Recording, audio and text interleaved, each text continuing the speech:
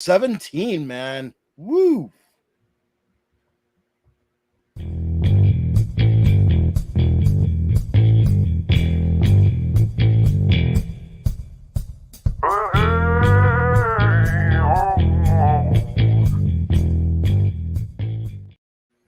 What's up? Yeah, man. Episode 17, Grey. Can you believe this? Oh my goodness. 17, man. We've been doing this for 17 weeks, man. It's crazy, huh? Hey, man, one day, man, you and I are going to be talking, going like this with really white beards, going, man, episode 372. Oh, that'll be great, man. That'll be great. Oh, As long as the world still exists, right? Yep, there you go. The world will still be here. Okay, it's will we still be here? Good point. I'm not afraid of the world. I'm not worried about the world going away. It's, are we going to be here? Civilization's still going to be here. You know, let me break in real quick. Get your coffee ready. No, really, I was, you know, Nostradamus? Mm-hmm. You know, like that guy that used to be able to tell the future and stuff like that. Well, Not I was watching a video once about some lady. I forget her name, and I don't even remember the name of the video. But it was some lady that was like clairvoyant that can see into the future and stuff.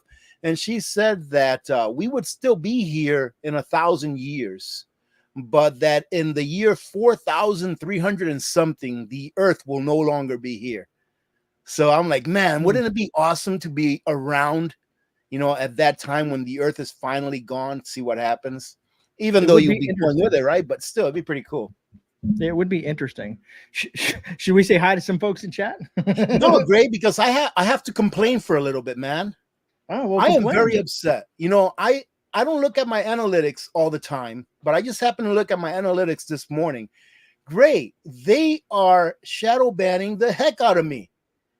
I'm telling you, like the recommendeds are like it's almost like I don't exist on YouTube unless people look for my videos that are subscribed to me, that look for my videos so we get notified. I'm like, what in the world am I doing wrong? And you know what else happened to me? I got a video that was deleted by YouTube. I got an email, a video that's like 3 or 4 years old. So do you remember when I told you that the game they're going to play is whoever they want to get rid of, they're going to start using AI to look at videos all the way to the beginning of when you started your channel. And then the day they want to get rid of you, they'll be like, okay, 1, 2, 3, you're gone. That's it. So it's like I said, time is limited here. If you tell any truth whatsoever, or you have any videos in the past where you're doing truth telling and stuff they don't want you to do, eventually it's going to catch up to you. So I think what I'm going to have to do is take a look at some of my news videos and my live streams from years past and start deleting them, because that's what they're hitting me on, a video that was like 4.5, 5 years old. It's funny you say that. I'm trying to find something that made me, when you're talking about that, it made me think about that. I just got to find out where I saw it at as I'm looking around. Oh, UK Urban Prepper says it's happening to every prepper on here. I remember saying, Grey, do you remember me saying this? That one day they would come after preppers. They would come after prepper channels. Seems to be a trend. Yep, UK Prepper. Good to see everyone, by the way. Thank you for joining in today. How you doing, A Hobbit? Jan is in the house. JT, Yarn Prepper, how you doing? Copernicus is in the house. How you doing, ladies? Forrest, Pantry Mama. Lola B. Love, how are you doing? Good to see you. John Connors is in the house. Hey, everything's going to be all right. John Connors is here. As long as it's the good John Connors, not the one from the very last Terminator. Oh man, I can't find it. It was a whole article about how YouTube is working with the government and selling their information in regards to some scheme that was going on, but they said they were still stepping over their bounds because YouTube was turning over all this information over from channel's analytics to their subscribers and all this other stuff like that. But I can't find it. Of course, I can't find it. It's probably been erased from the net. Well, you know what? Sometimes it surprises me personally, because I don't think that my channel is that big of a channel. It's not a huge channel compared to all these other channels out there. But man, it really does kind of bother me, because when you look at the what is it that you call that? How many times they show in our recommendations? You know what I'm talking about in the background? And when Impressions. you look at the impressions, man, it's almost like I don't exist. It's like 1/4 of my subscribership. That's how many people they're sending it out to about 25% of what I have in subscriptions, which is really super low.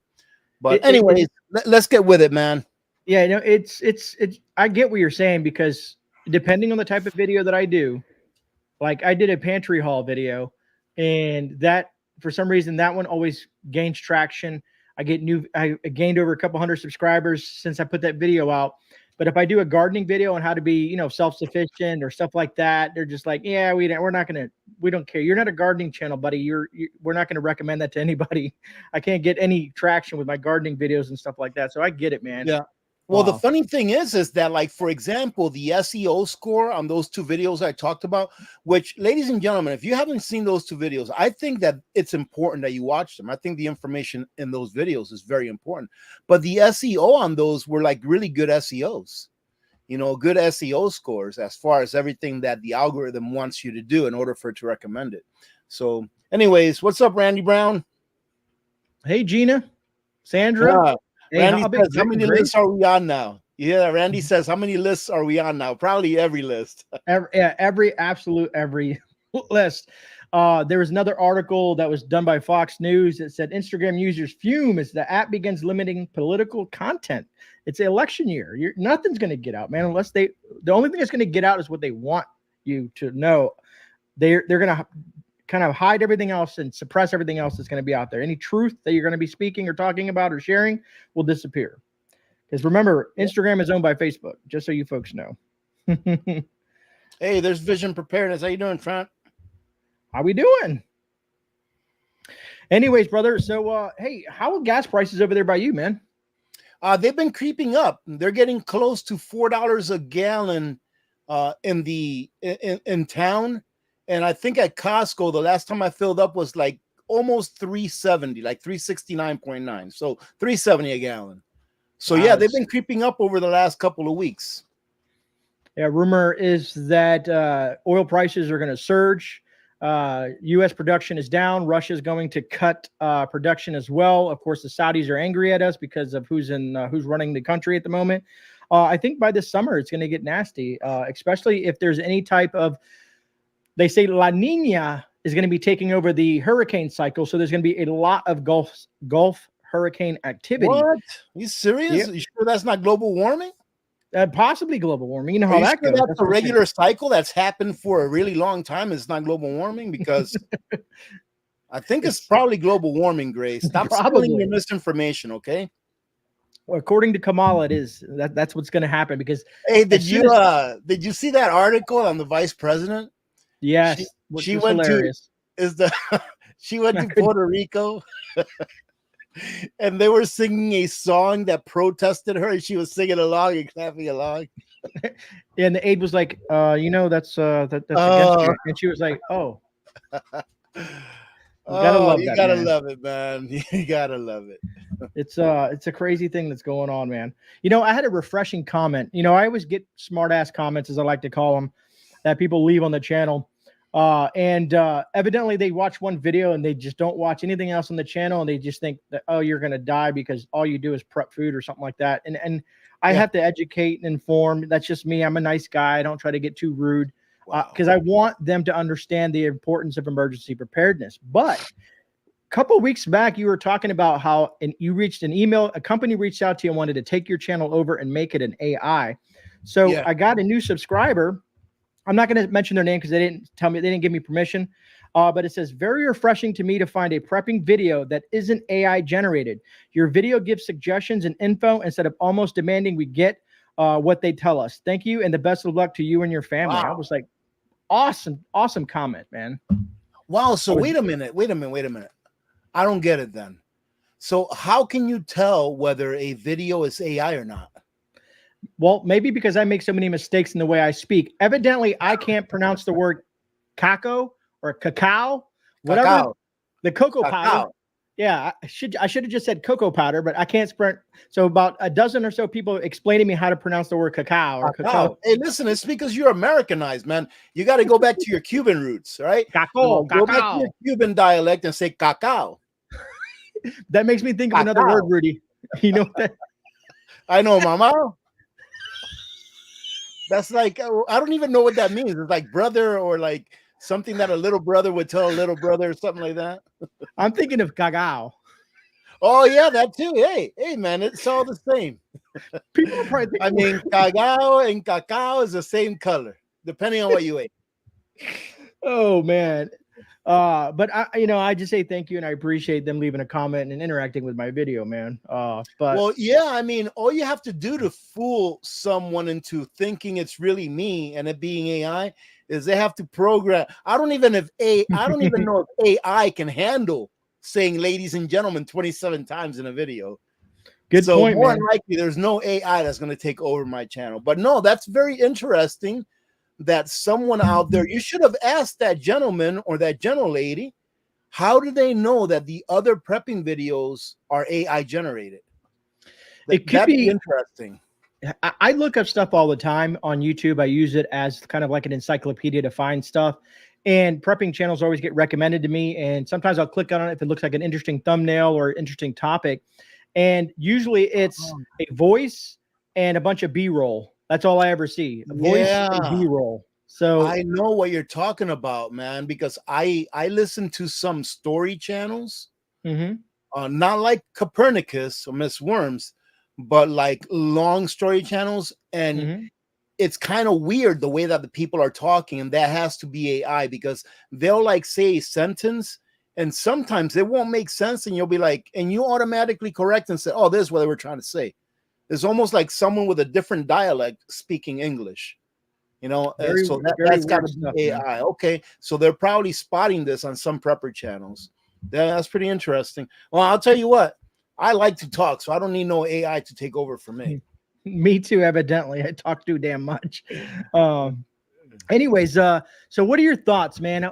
This discussion has been going on over my place of business as well as family members and friends have been talking about the whole chaos that erupts. I know you did a video on it down there at the southern border.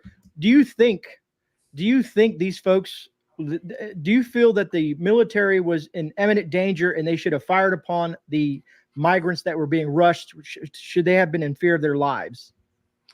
You know what, Gray? I won't say how I feel 100% about that Mm-hmm. because, I mean, whatever, man. I can't say it. I don't know what would happen on YouTube if I say how I feel 100%. But the fact of the matter is this, and I don't care who disagrees, this is a fact. We are being invaded. Mm-hmm. Our federal government is allowing this invasion to occur. They are assisting those that are invading our nation. And I hope to the good Lord that I'm alive when one day there are military tribunals, and hopefully it will be done on a public square in order to deter future tyrants from being in charge of this country or from being in a position of power in this country. That's what's happening. Now, from watching the videos, it doesn't look like the military personnel that were there were physically threatened, at least from what I saw. Mm-hmm. I don't know if there's more clips out there that I didn't see. From what I saw, they just backed up and the people went straight to the bigger fence, and that's where they were concentrating at. But it doesn't look like they were threatened. If I were there, I would not feel comfortable taking a life for what happened in that instance. Okay. However, if I talk to you in private about it, my story may change just a bit that I won't talk about here on a on a public forum here. Roger that. So the reason I bring that up is it's been a hot topic, of course. And I have friends that are still in the National Guard and other places, and they've talked to some of the folks that were actually down there, and come to find out, they from the higher ups basically said they were not allowed. They are not allowed to use lethal force unless something like, let's say, a cartel situation where they're being fired upon. If not, they will be court-martialed.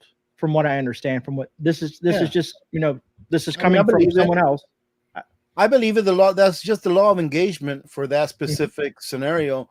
And it's unfortunately that happens even in war. I remember when I was deployed, we would be I remember more than one time where we were taking shots and we weren't even able to shoot back.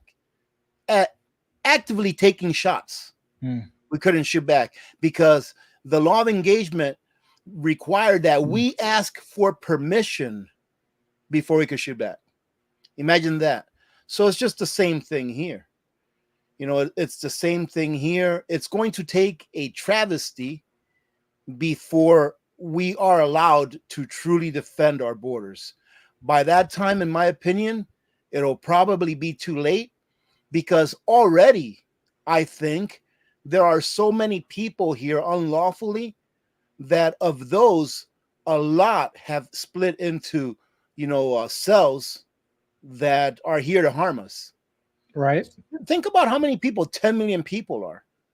All you need is 1% of 10 million people. What's 1% of 10 million people? Isn't that like 100,000? 1%. Or no, 10,000, right? 10,000? Something like that. I don't know. It's like 10,000, right?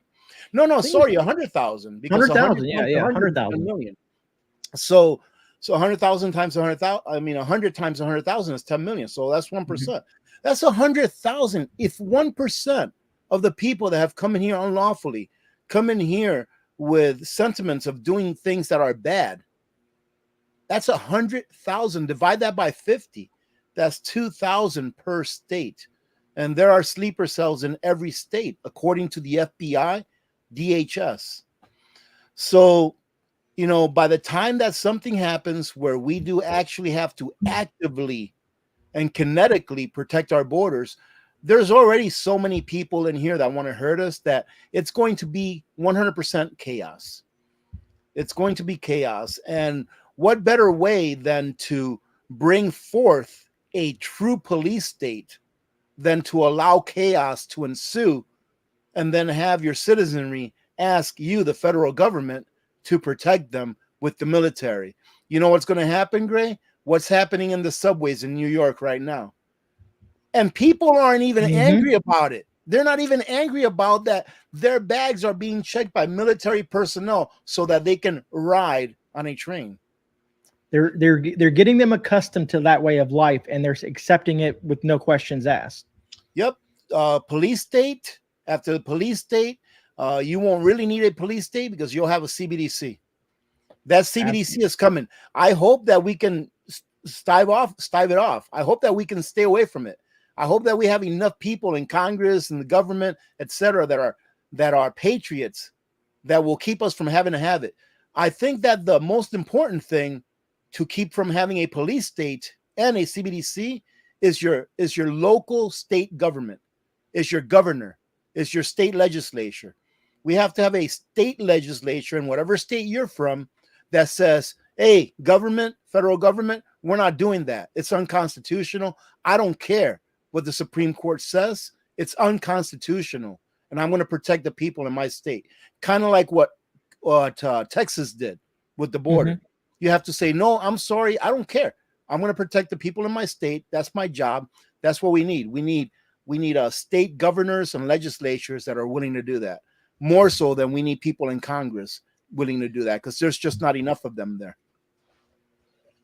Before we move off the border crisis situation, I'm assuming you may or may not have heard of the migrant on TikTok that tells illegal immigrants how to invade American homes and invoke the squatters' rights.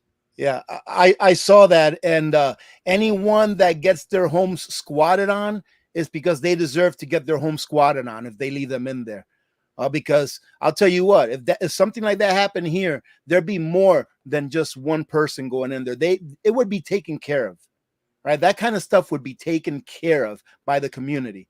You wouldn't have to go and file paperwork at the court or whatever. No, it would just be taken care of. And that's the same thing with the border.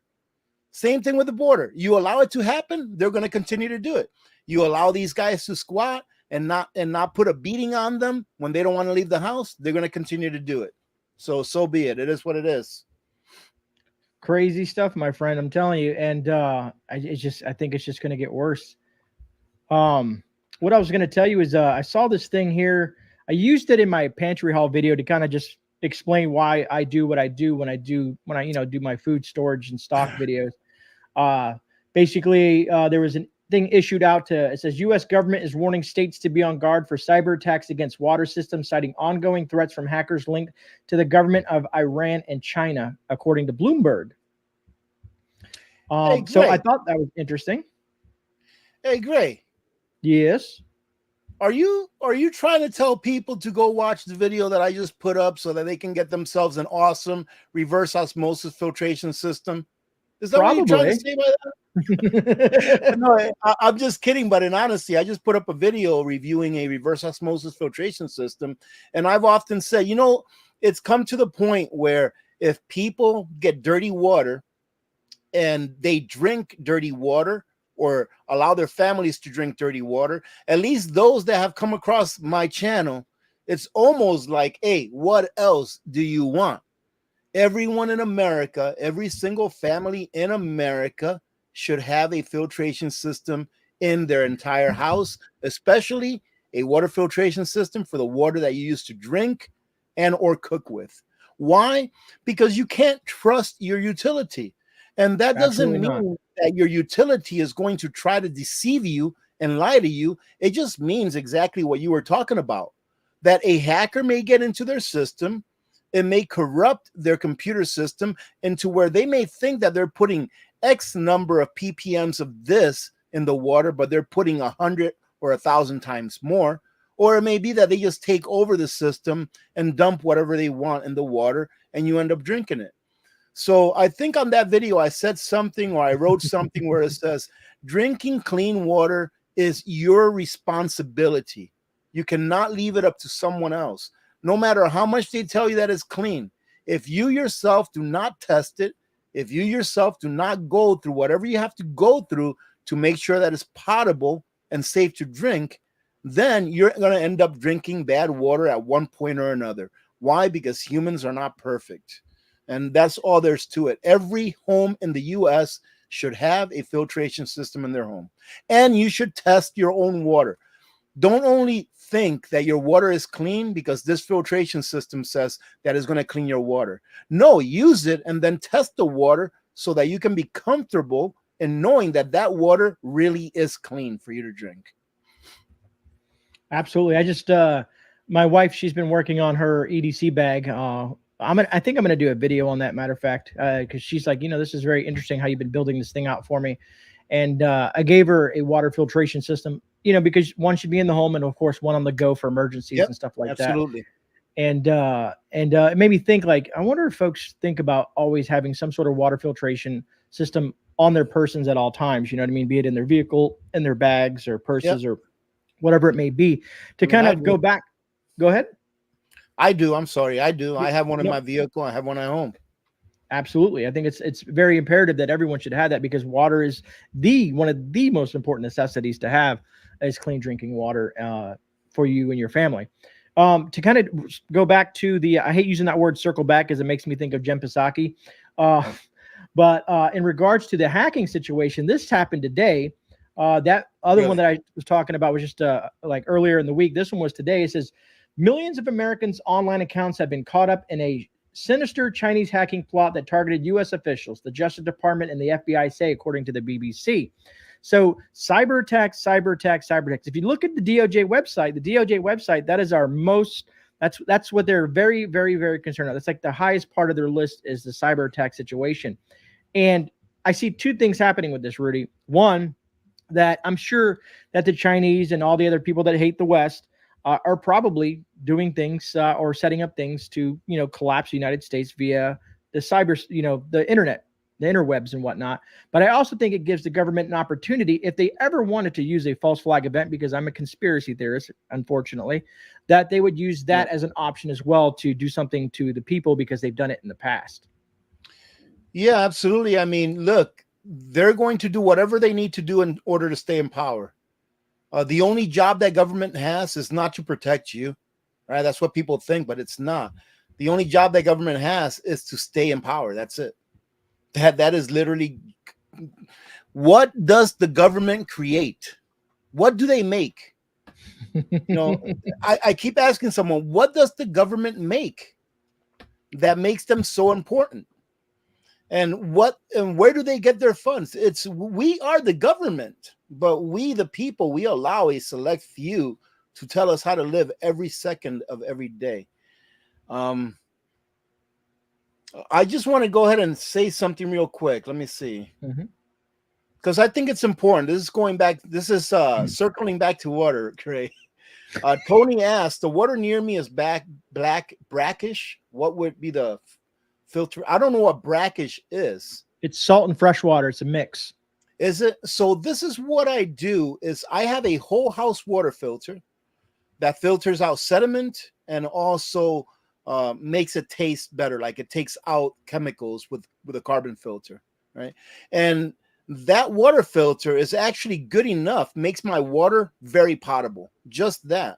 But the main reason why I like using a whole house water filter is because it brings the ppms of that water down to about 130, which is a lot cleaner than what it comes from the tap when I go get it in town. And therefore, it allows my reverse osmosis system, it allows the filters that I use for it to last a lot longer. Because the cleaner that your water is, when it gets to your RO system, the longer that those filters are going to last and give you really good water. So what I would do, Tony, is I would implement a whole house filtration system for your water. And then I would get a reverse osmosis filtration system for your drinking and for your cooking water. And then someone else, I forgot who it was, says something about that I have a pretty deep well. You know, my well kind of like my well won't be able to get contaminated. Well, ask that to people that live nearby East Palestine that have wells. Mm-hmm. Would you trust something like a chemical spill to spill somewhere near you or not even that near you? It can travel underwater a very long way. Would you trust that if something like that happens, your well water would still be good? And how often do you check your well water? That's the thing. Your well water may be good today, but how do you know that between today and the next time that you check your well water, how do you know that something hasn't happened that you know nothing about that has contaminated your well water? And that's why I say it doesn't matter what kind of water you drink. It doesn't matter if you see it to be the cleanest water in the world. Always have a filtration system that will ensure, guarantee to you that your water is clean to drink. And that's where I stand on that. I want to add something. Cronin had wrote distill. And so in regards to seawater, yes, if you had I guess you could call it a moonshine still, process of distillation, you can convert salt water into fresh drinking water. Yeah. It takes a lot of energy to do that. It takes a lot of energy if you're doing it directly, but you can do it with the sun. Mm-hmm. It would just take the energy of the sun with time. So, but yes, absolutely. That's like drinking pure water.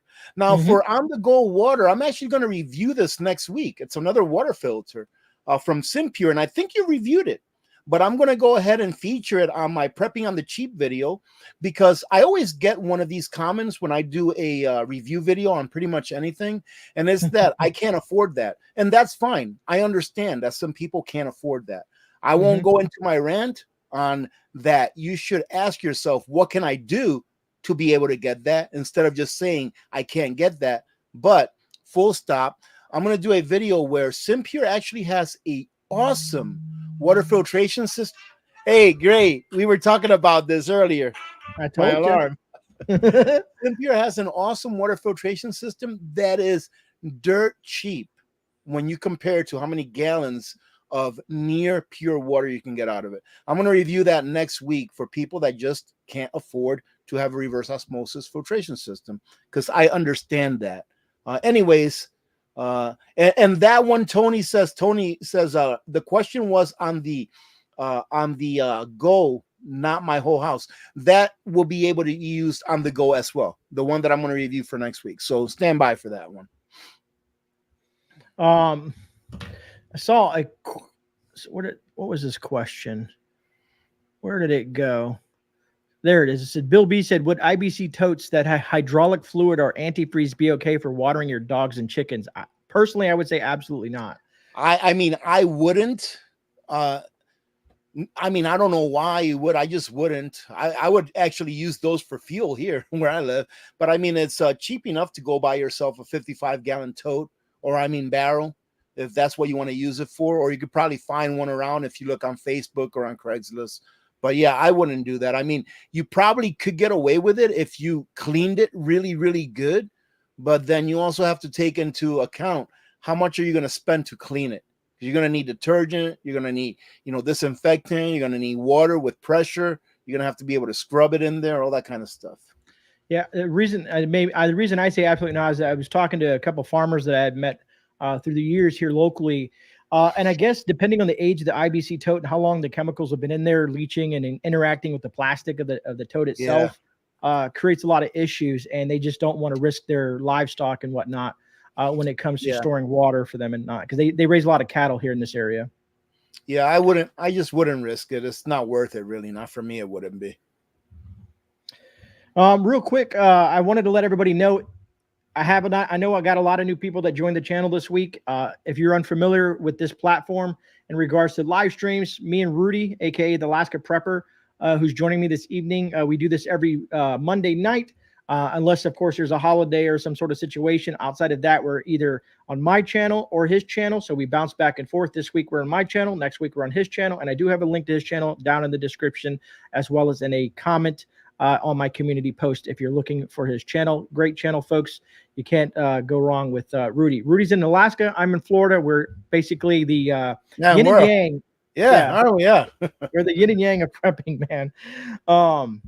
It's funny. I get a lot of questions in regards to food, and we talk about food a lot just because it's one of those essential preps that everybody should have.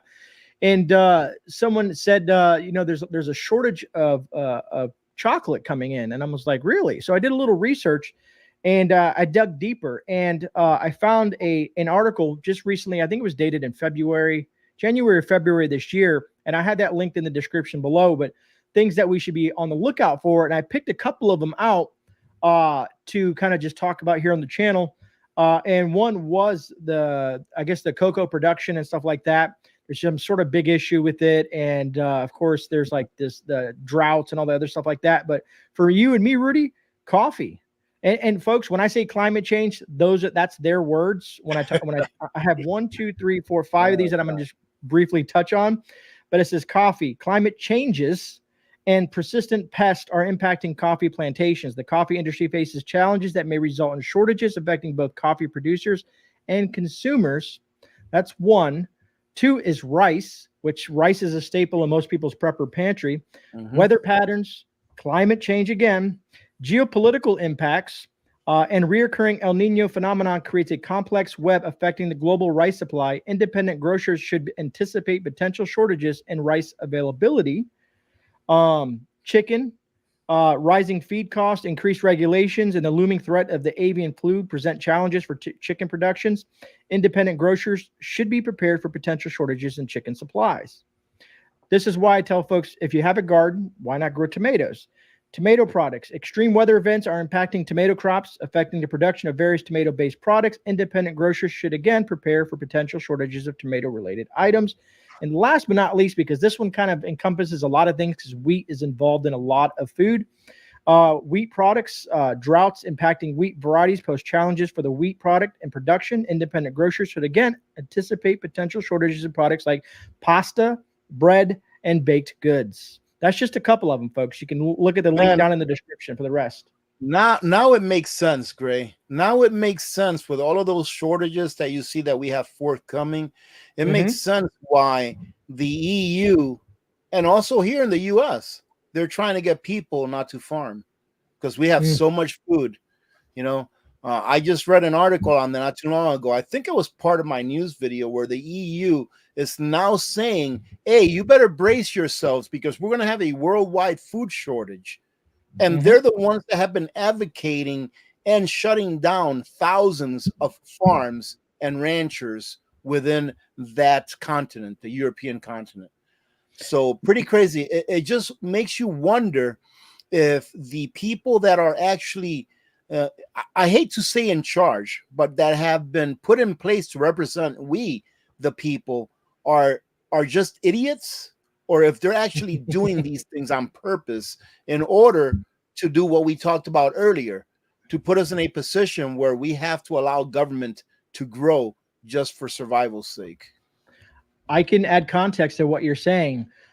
There is a book written by Alex DeWall called Mass Starvation: The History and Future of Famine.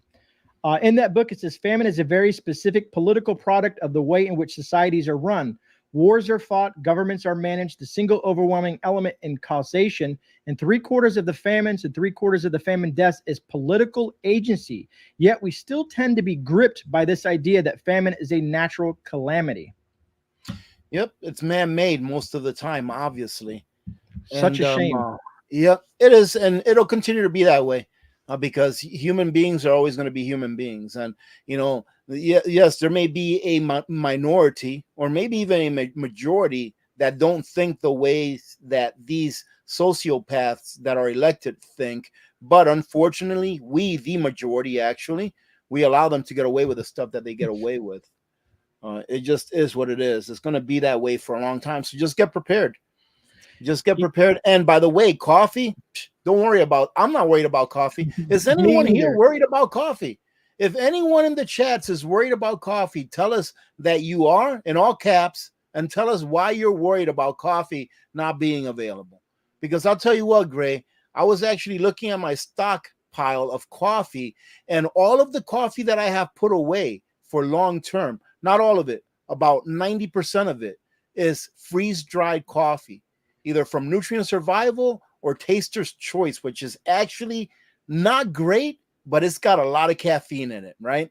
About 10% or so of what I got put away is Café Bustelo, that's in those bricks, those vacuum seal bricks that last pretty much forever. I'm not worried about coffee, but if anyone is, then ask yourself why. If it's something that you really enjoy, that you think you need, I need it. I'm an addict. I am a caffeine addict. I'll tell you that right now. I need it, right? If there's something that you think you like or that you need for long term, then you should be stocking up on it. You can, not only that, folks. I mean, if you have tons and tons of coffee, I mean, I'm just like you, Rudy. I'm Cuban, so well, Rudy's, yeah. It's bartering item is folks will give their left probably arm for coffee at that point.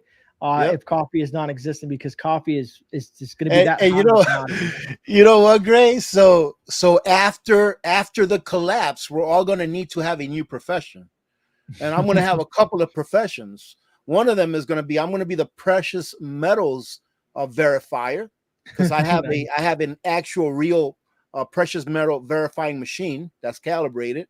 Wow! And okay, and nice. I have a good scale that's calibrated. And also, I'm going to have a little cart where I'm going to be making cafecitos with my little espresso machine with all of the coffee that I've put away. You're throwing one of your little Opus there, like get the Mega 5 running and get it all running. You have a nice little spot, man. Oh, wow. JT says, mix the Taster's Choice and Nutrient Survival together. I'm going to have to try that, JT. Guess what? I'll be trying that tomorrow morning. Because I'll tell you one thing. The thing about the Taster's Choice, I was doing as an experiment. I'm not sure if you saw this, but I took a jar, not jar, but it's like a plastic can of container of Taster's Choice, and I put it in my window here that gets a lot of sun during the summer. It sat there for like 2 years with the sun beaming on it all summer long. Now, yes, in the wintertime, it's dark outside, but during the sunny months, we get sun almost all day long hitting it. And finally, when I took it out and I took it inside it, it was already 2 years past its best buy date, number one. And it's been sitting on that shelf since like the month that I built the bunker. So I tried it. It was a Taster's Choice. Nothing wrong with it, man. I mean, it doesn't taste the best in the world, but it's not bad coffee if you add some cream to it. I figure that if you add a little bit of cream to it, it tastes a lot better than if you don't add any at all and you just do it black. Yeah, it's not bad. So I ended up stocking up on that when it went on sale at Costco's. So when it went on sale, I think it was like $5 off. We ended up buying an entire case of it and putting it away because it's freeze dried. It's going to last 20, 25 years if we don't use it before then. And it's a great barter item. The most interesting that you've ever done with food items is the rice that was in your truck under the seat. How long was that under there for? At least 2 years, if not longer. At least totally 2 years inside. Oh yeah, I'm still using it. I put it in Mylar bags, and I put it in like 5 Mylar bags, 5 pounds a piece roughly, and I use a bag every once in a while. Every once in a while, I'll make a batch of rice for the dogs to make some dog food as a treat. Every once in a while, when I'm making sancocho or something like that, I'll make a little bit of rice to have with that.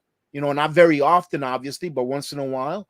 And every once in a while, I'll make a batch to just throw to the kitchen to the chickens for a treat. Nothing wrong with it whatsoever. It's set inside that truck for it had to been more than 2 years, probably close to 3 years, and it wasn't its original packaging. That's There was awesome. nothing special done with it. So rice, as long as the humidity is controlled, in my opinion, it will last a very long time, even in its original packaging. And the reason I wasn't concerned about the humidity inside the truck is because in Alaska, there's really not very high humidity, no matter what time of the year it is. Yeah, that was very interesting because someone had asked me like, "Hey, how do you, how do you keep your pantry the way you do it?" Because when they see the video, they see all this stuff and not realizing I've been doing it for so long, and that's how I've kind of acclimated to all the stuff that's in that pantry. And like I said, everything is temperature controlled, dehumidified. Yeah. I'm actually doing some alterations to it to bring the temperature down to 65 degrees, and installing that Blue Yeti that I did a review on, I think the 270, 240, whatever it was, that whole backup system for the whole system in the pantry, because to me, that's like gold in that pantry.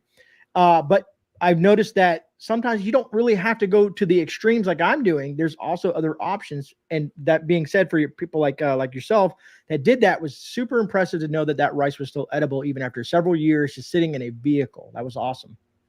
Yeah, and guess what? I have some rice that I got in a trailer, in my little trailer, Mm-hmm. that's in its original packaging that's older than that. Wow. And it's Calrose rice in a 50-pound bag. I put that thing in there probably like, I don't know, 4, maybe 5 years ago. And oh no, I put it in there when Costco got here, which was about 4 years ago. Costco came here about 4 years ago, I'm pretty sure it was. And it's been sitting there inside that trailer. It's sealed, so no moisture can get in. There's no high humidity in there, but it gets the coldest cold of the winter and it gets the hottest heat of the summer.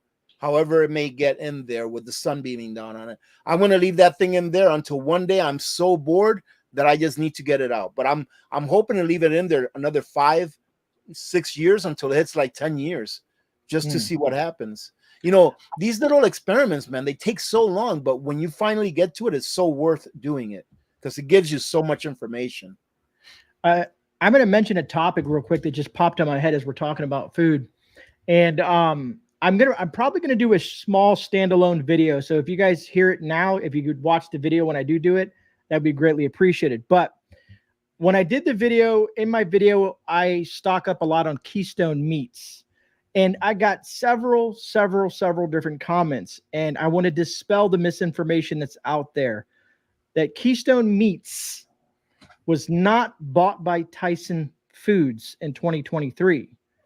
Keystone Foods, which was originally owned by another company, was bought by Tyson. Keystone Meats is a fourth generation family owned business. Keystone Foods is what serves the chicken and stuff to like McDonald's and other places. So there's a misconception out there that Keystone Meats is part of Tyson. It is not.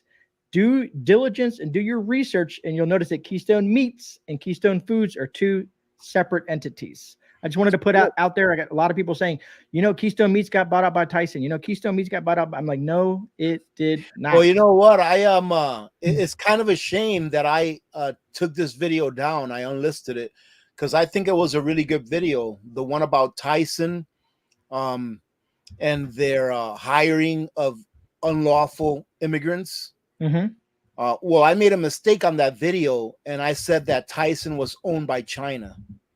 And I'm 100% wrong. They're not owned by China. So I took that entire video down because I didn't want to leave something up there that I knew was a mistake just to leave it up and get clicks. So I ended up taking it down. But yeah, people make mistakes like that. And it is what it is, I guess. People are either going to do their research or not. In that case, I messed up. A friend of mine, a good friend of mine actually called me out and said, hey, they're not owned by China. They're actually selling part of their business that is owned by China. I was like, man, I didn't know that. I had mistaken Tyson with Yeah. Smithfield.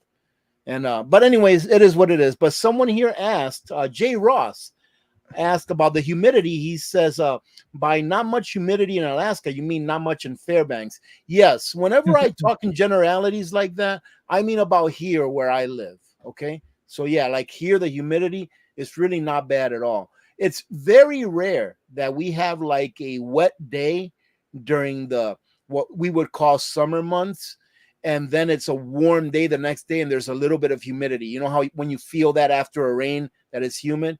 Very rare that we have a day or two like that during the summer months, but you know, we have them once in a while, but it's very rare that we do. So yeah, it's very low humidity here.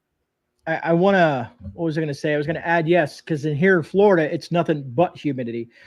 Yeah. Folks, I want to say this. I don't know if Rudy will agree with me. Whenever Rudy and I do videos, it's based on our experience and where we live and our experience and the things that we do.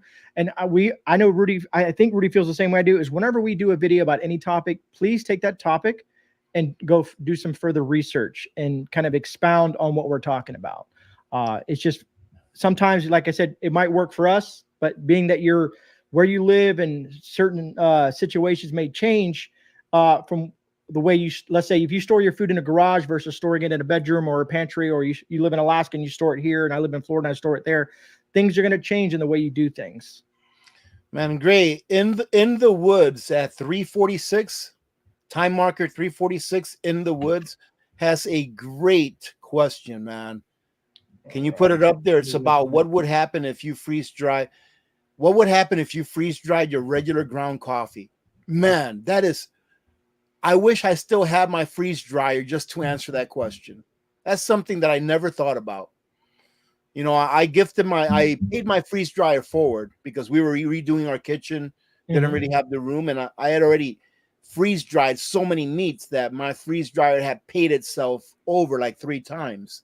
But that is a great question. Anyone here that has a freeze dryer, if you could freeze dry a batch of ground coffee, regular ground coffee, and see what happens with it. Very curious to see what would happen with it, but great question to in the woods. Yeah, I'm wondering. I mean, it seems like that would be the process. I'd have to do more research myself, but it's interesting. I saw another thing that I paused. I think Bill B said, "Too bad that Keystone meats are too expensive." And so the big issue, a lot of people say a lot of different things are too expensive. And not to kind of, I'm not trying to say this in a negative way, but so Keystone Meats is an American-based company. All they add is meat from local cattle, and all it is in sea salt. That's all that's in that can. Usually, if you buy it through them, it's a 5-year best buy date. But if you look at the USDA canned meats and a lot of different canned goods can last indefinitely. So as I always say, you pay for what you get. If you don't like Keystone Meats or the ground meat, Spam. But if you look at Spam and the cost of Spam versus a pound of Keystone meat, it's kind of really close. Spam is pretty expensive, man. People don't understand. That's a 12-ounce can.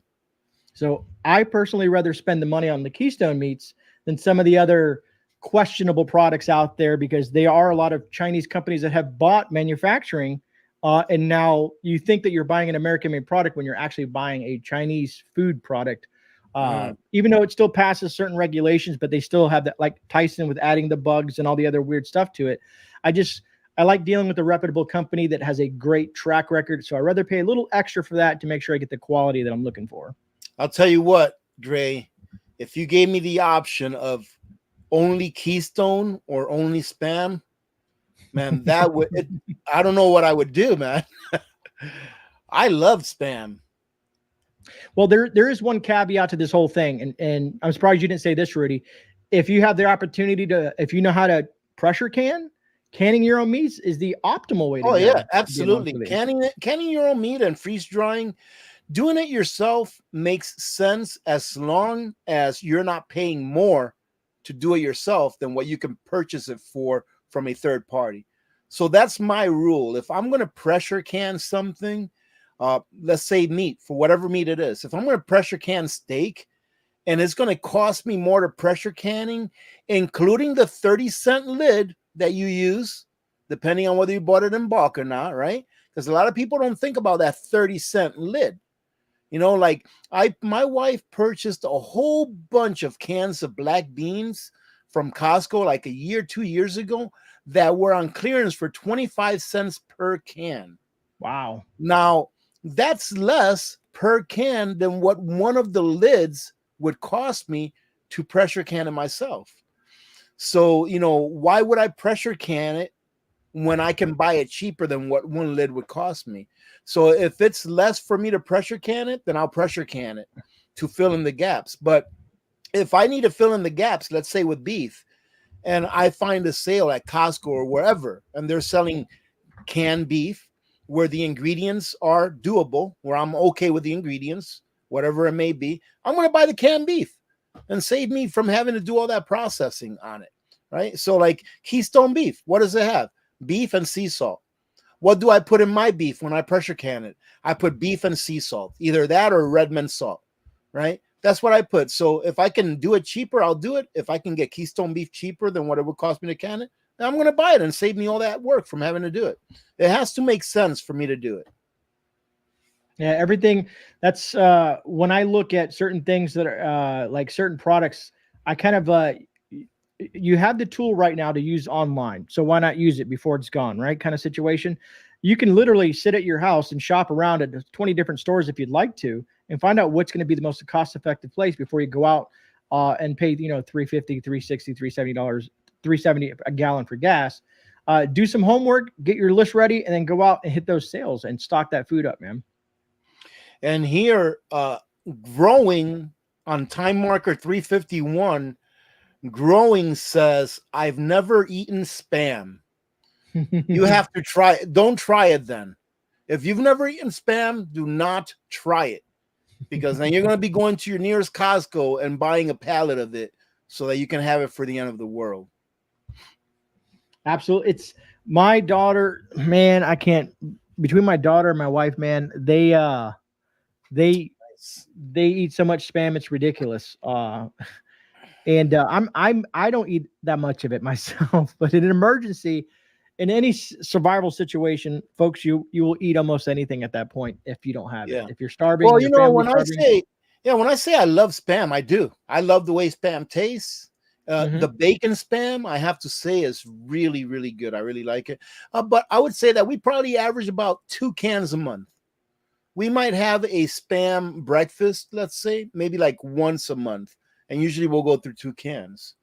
But if it came down to where we were only relying on our pantry to eat on a regular basis, we would probably ended up having it once a week. So between 4 to 8 cans a month instead of once, once a month. So, but that's what I mean about eating it on a regular basis. But yeah, we probably average about 24 or so cans a year of Spam. That's not too bad. Yeah, yeah. My daughter did do something once. She took some of the bacon grease that we had stored, and Yeah, she cooked the Spam in that, and I had to say that was pretty good. That was man, pretty that sounds man. good. It You're was, making me man. hungry, man. It's dinner time. Oh man. Oh man. Bacon flavor, hickory flavor, teriyaki flavor. Yeah, they got all kinds of different flavors. I know. I noticed at the good old China Mart, they have like every Spam flavor I could think of. I saw on their shelves. Hey, Gray, how many people are on the chats right now? How many people are watching right now? We have. It says we have 223 folks in chat right now. Hey, 223. That's awesome. 223. Yeah, yeah, 223. That is awesome. Yeah, Because that's I a was great going to number. say, I really like this format. And it's very, very informal. You know what I mean? Mm-hmm. Like, we're not sticking to a plan. I'm sure that you have more stuff that we can talk about, but Oh, it's more than yeah. yeah, I really like when we keep it very fluid, where we're not trying to stick to a plan or anything like that. I think it's a lot more fun. What do you all think out there? Do you like the way that we do this as far as staying fluid with it, going wherever we go, wherever our conversation takes us? Or do you like a show that's more structured? A 1 for let's stay fluid, or a 2 for a show that's more structured? Spam is the bomb. I like that. That would make a great t-shirt. Spam is the There bomb. you go, man. You can take a picture of yourself holding a thing of the Spam, man. Man, that's gonna man, Nutrient Survival does not sell meat. I'm gonna have to call Eric and talk to him about this. Nutrient survival does not sell meat, but we need to come up with a bucket, maybe a Grey and AP bucket that incorporates a couple of cans of Spam inside one of those buckets. That would be very intriguing. That would be pretty cool. Hey, everyone's has coming up with a number one. Hey, we got ones all over the place, Grey. We got a number Nice. 3. I don't know what that is. I don't know what a number 3 is either. The only number 3 I know of is when you do a 1 and a 2 together. Yeah, that's Minute Man. He you know, Rudy, I was thinking about that. Has anybody ever freeze-dried Spam? Grey, why are you coming up with these questions now that I don't have a freeze dryer? I know. I'm just wondering. I'm just no, thinking you know about what? that. I wouldn't do it. I wouldn't freeze dry Spam. The oldest Spam I've ever eaten, I think, is like 7 years old. Absolutely nothing wrong with it. Nothing wrong with it whatsoever. And I know that I say all the time, rotate your stuff, but that is me rotating my stuff. The oldest Spam I've eaten is like 7 years old. Now I'm down to like 5-year-old Spam right now. My oldest right now is like 5 years old. But I keep taking off a little bit every year and replacing it. I actually just purchased some Spam here on a payday prep not too long ago to fill in the gaps. But I don't know why I would want to freeze dry it, because I think it would last as long as it lasts at least 10 years on the shelf. I have no problem with it because I know that I'll rotate it out before that. Foods like that I don't eat a lot of, but I have a lot of, because when I got it, it was cheaper, and it's something that has a lot of macros, a lot of fats, a lot of calories, a lot of protein in it. South Florida DCL says they were eating Spam back in World War II, or from World War II. Yeah, that's where Spam came from. Spam came from World War II. They made it for the soldiers in the front line, so that they can have a meat that would last, in the front, and they didn't have to refrigerate. I'm pretty sure that's where it came from. And hey, Grey, let me finish this real quick. Because I'll forget. Drink some coffee, man. And those people that don't know, if you like Spam, if you can find the Great Value Spam, I did a video on this too. It was actually one of my biggest videos. I think it's got like 500,000 views. Crazy. I put something on, the thumbnail is something like, I will never buy Spam again, right? And the reason is because the Great Value luncheon meat, which is Spam's original recipe. Spam's original recipe is now the Great Value Spam, the one that Walmart sells. And what they changed from the original recipe to the one that they have now is, if you open a can of the Walmart brand, the Great Value, you'll see that it's got the little gelatin in it, the little gelatinized stuff in there. That's because that Spam doesn't have modified potato starch in it. But if you notice, and if you open one of the newer cans of Spam, like if you go to Costco today and buy a can of Spam, when you take it out of the can, you'll see that there's none of that gelatin around it. It's because they now add modified, I think it's potato starch to it, not cornstarch, modified potato starch to it. And what that does is it solidifies all of the liquid in there, and it doesn't get jellified like the Great Value brand does. So if you take a look at the ingredients in the Great Value brand, those are the original Spam ingredients. Did you know that, Grey? No, I had no idea. You're a Spam connoisseur, Rudy. Yeah, so if you want to get the original Spam recipe, and if you can get it cheaper than actual Spam, go get the Great Value Spam. The Great Value, because that's the original recipe. In my opinion, I like it better, because that little jelly around the meat, when you fry it, it caramelizes and it gives it a little bit of a burnt, which I really like. But that's the original recipe. Very interesting. Man, I'm trying to see if we missed anything while I was going there, because there's a couple of things that went by. Did you get that super chat? Yeah, that was Rainy Steps. Thank you so much for the support, Rainy. I appreciate that. I saw that. Rainy always comes in with the flat Florida. It's funny question, man. Zelda, isn't Great Value owned by China? I have no idea. I have no idea. I have no idea whatsoever. I mean, anything's possible at this point. You know Someone, what I mean? someone told me once when I did that video, which was, I don't know, a couple years ago. I think someone either emailed me or they left in a comment there that the spam for great value was processed in the same factory or plant that spam is processed. And I think it was from someone that works there. But that was a few years back. Yeah, I'm looking and 1993 form second tier national brand equivalent, Walmart's grocery branding.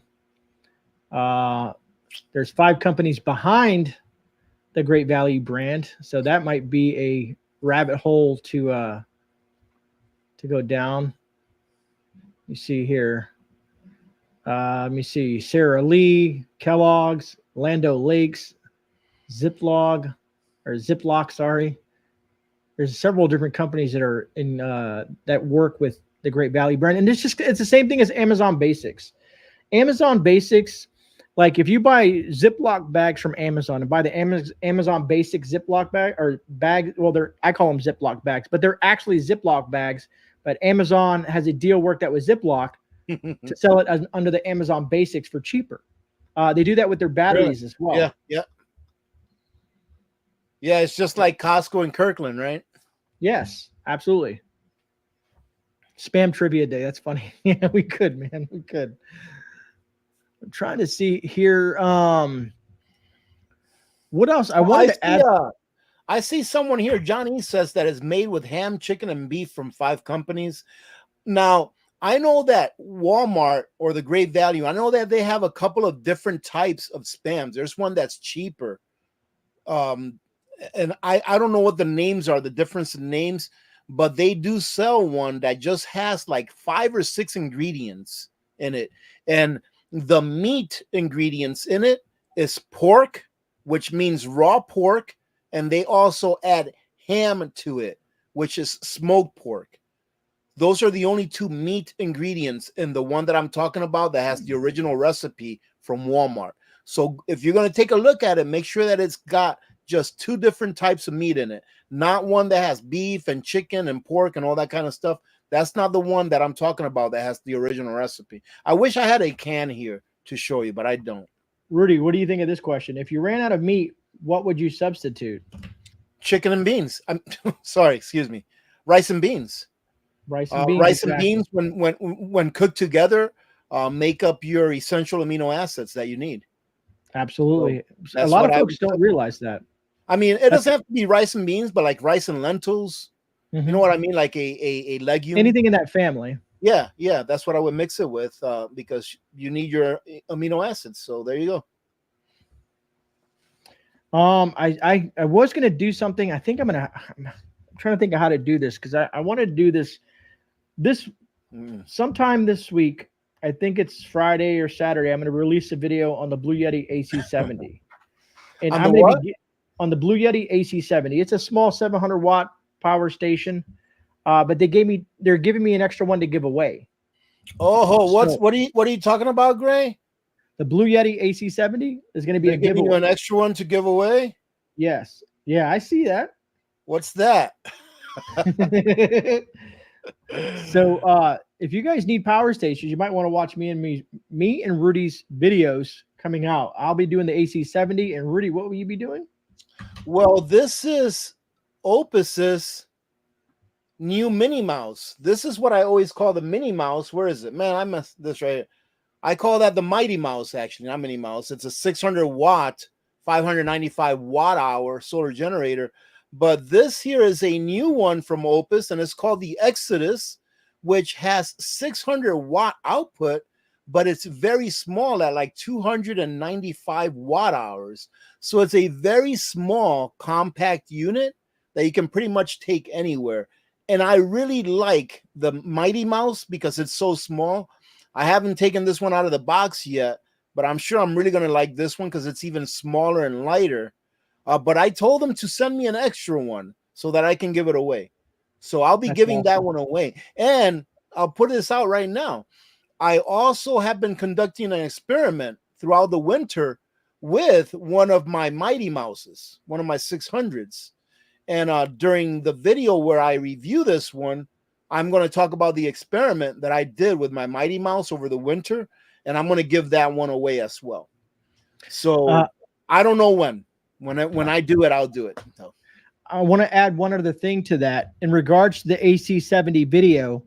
I'll probably put giveaway in small letters somewhere on that thumbnail, but a lot of folks knew that I was going to do something special for the folks that I think it was the week before last that I did 4 review videos back to back. And usually I don't do that many review videos in a week, but the companies were having a sale and they kind of funneled me into that whole situation. Everyone that left a comment in those 4 review videos of last week, I think it was, is going to be going to have a second entry into the AC-70 giveaway, as well as I'm going to add something to that live stream to give away as well that I've been wanting to give away for a while. So some of the folks that were probably wondering about that when I said special on my community post in regards to what you're going to be getting an additional entry into the AC-70 giveaway. And I'm also going to add something else, but I'm going to save that to make sure that I have it in hand before I mention it here on the live stream. Oh, now that you're talking about giveaways, and me too, go check out the video that I dropped today on that review, because there may or may not be a giveaway associated with that review that I did. And it's an awesome machine. I can tell you that right now. Yeah, I think I'm looking here on this piece of paper. I do have also in that live stream, because I don't want to do it on your channel, Rudy, because I feel like that's kind of interrupting and taking your time. I'll do it on the following week when I'm back on my channel, because I also have 4 $25 gift cards. If people are interested in that, they're Amazon gift cards. I have those. Oh, you can do it. You can. I'm not telling you that I want you to do it on my channel, but it doesn't matter to me, bro. This show belongs to us. That's a good point. Yeah, here, yours and us. So you don't have to do it on next Mondays on my channel, but you can if you want. That has not, I'm not worried. I appreciate that. I know folks like to win faster than or sooner than later, kind of thing like that. So yeah, I know. I had the AC-70, the 4 Amazon $25 gift cards, which I don't know. I mean, $25 is $25. It's free. You know what I mean? If nobody wants it, just ship it over to me, man. Roger that. I mean, I'll take those measly $25 gift cards. So I have those things, and one other thing that I got to verify that I actually have in hand. And you know what I was thinking about doing, Rudy, is remember I was talking about early on. Me and the wife have been experimenting over the last 3 months with these little EDC bags. Every time we go on a hike, we take them out. We've been, putting gear in there. And I thought this would make a great video for folks who want something affordable, compact. And I was thinking about actually building an EDC bag with the 5 C's of preparedness, combustion, cordage, cutting, and so forth, and actually including that in the bag and giving one of those away. I want to do that. I think I'm going to do that when I do that video. I think that'd be kind of cool. Nice. A GreyMan EDC bag. I'm just a maverick, man. I'm a maverick. It's just a different word for saying lazy. And but I've been wanting to do a fire starting little box for a long time. Mm-hmm. Like one that's not a tiny little box like you see sometimes, but one that's a pretty decent size. Mm-hmm. Like maybe the size of a small ammo box, but having all the different kinds of way that you can start a fire. From fat wood to a ferrocerium rod, to a lighter, to a little torch, every way that you can find from fuel, from a solid fuel, all that kind of stuff. Just having all of it in one little box. That way, you always have a way to make fire one way or another. Have you ever seen that product called fat rope? Mm-hmm. I have some of that, man, and that thing works great. You can literally soak that in water, bring it out, and start it with a ferrocerium rod. So I want to put everything together in one, but I've just been too lazy. You know what? I take it back. I haven't been too lazy. I've just been really busy. That's it. I agree with you. I work my full-time job and do this as well as maintain the family. And folks that are watching, you guys are getting an inside scoop to what me and Rudy got conjuring up on the back end of this. And, I was even thinking of something like a Christmas in July thing. I don't know. I got all this stuff up here to kind of give back to you, the community members, to help you guys out. So who knows what you guys might get on some of our live streams here, Yeah. So stay tuned. Yeah, as we progress, I think maybe it's going to take a while, but we have to hit milestones. Maybe at episode 25, Yeah, We'll that's a do good a little point. something. I have no idea what it will be, but maybe at episode 25 we'll do a little something. Then maybe 50. We'll see, man. We'll just we'll just do what comes natural, you know. And so, as long as it's fun, and you guys are here hanging out with us, we'll do that instead. I I do want to have a big bash when we hit our 100th episode. That will be fun, man. Well, man, that'll be like a year and a half from now, won't it? I know. More than a Maybe year and a half. That'll be almost 2 years from now. maybe I'll be close to that 50,000 mark on my subscribers. I'm getting there. It's Hey, starting that'll to be grow. awesome, man. You'll get there. You'll get there, man. I love doing this, man, and I'm gonna continue to do it until the wheels fall off, brother. Let's see. I think that's it for me. I don't have anything else to add. I know what is it? We're an hour and 10 minutes in. No, that's about it. Go check out the video that I put out earlier today. There is a giveaway involved, but you do have to watch the video, and it is about a reverse osmosis system. And even if you're not looking for one, it's a pretty entertaining video because I show you how it works. I show you the inside of it as far as where the filters go and how to put it together and all that kind of stuff. And I'm pretty impressed with this new system that Simpure came out with for two reasons. One, when you compare how much it costs to other systems that are like it, you're going to be blown away. I couldn't find one that was less than twice as much the price. But for an under the sink filtration system, it's tankless and it takes up almost no space, and it's super easy to put together and put in. It really is. So I'm very, very happy with it. I'm actually very happy that they sent me that because my new kitchen is almost done. I still have to do a little bit of electrical work, but it's almost done. And then I'll do a little unveiling and let you all see what it looks like. It's coming out really nice. My wife's the decorator who picked out all the stuff. So obviously there's no camouflage pattern in it like I want it, but you'll see. I think you'll like it. Other than that, thank you, ladies and gentlemen, for joining in. I hope that you had as good a time as Grey and I did. And Grey, this is your channel, so take it away. Heck, you take it away in my channel also. Folks, we really appreciate your support, your continued support. We thank you for being here, taking the time out of your evening, hanging out with us as we, just have these conversations. We love doing this. We love doing it for you. Hopefully you got some value out of that. Look forward to reading your comments. If you want to leave a comment after this live stream in the comment section, once it ends, it does help the algorithm get this folks to other people. We're trying to grow this community, and you guys can be a part of that, so we truly appreciate their support. Outside of that, folks, remember, you are not alone. This is GreyMan and Alaska Prepper, and we'll catch you on the rebound. God bless. And again, thank you guys so much for watching. God bless America.